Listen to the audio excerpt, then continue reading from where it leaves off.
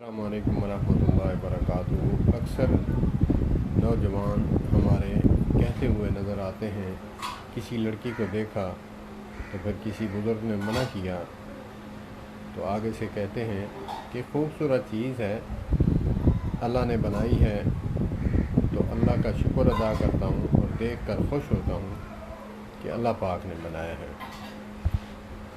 मेरे भाई, अल्लाह का शुक्र अदा कर कि अल्लाह ने तुझे मुसलमान बनाया और इसके बाद नबी पाक सल्लल्लाहु अलैहि वसल्लम की उम्मत में बनाया,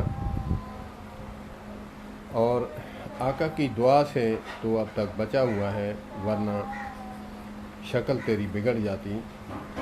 ना महरम को देखकर सुबहान अल्लाह अल्हम्दुलिल्लाह नहीं पढ़ना, बल्कि महरम को देखकर अपनी माँ, बहन, बेटी, बीवी, भांजी, भतीजी, इनको देखकर माशाअल्लाह सुबहान अल्लाह पढ़ना चाहिए। ऐसा हरगिज़ नहीं कि ये अजीब मंतक है, जैसे लोग कहते हैं कि एक दाढ़ी वाला मूँछें साफ़ करता है तो एक दाढ़ी मुंडा भी कहता है कि मैंने भी मूँछें साफ़ कर ली हैं। ऐसा हरगिज़ नहीं है। दाढ़ी होगी, मूँछें साफ़ होंगी, तब सवाब व अजर मिलेगा, वरना ऐसा सवाब जो है अपने जहन में मत रखें। अल्लाह पाक हमें दीन की समझ अता फरमाए। और दूसरी बात यह है, बल्कि तीसरी बात, कि पहली नज़र जो है अनजाने में पड़ गई औरत पर तो वो माफ़ है, उसको घर तक छोड़ के आना नज़रों से ये मना है।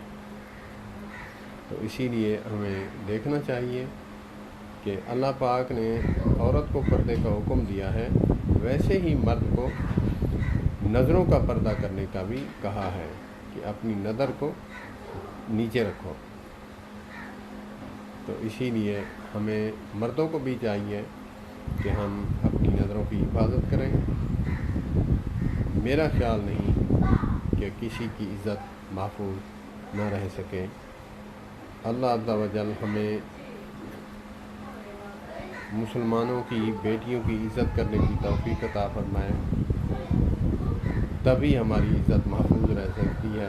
तो अस्सलामु अलैकुम व रहमतुल्लाहि व बरकातुहू।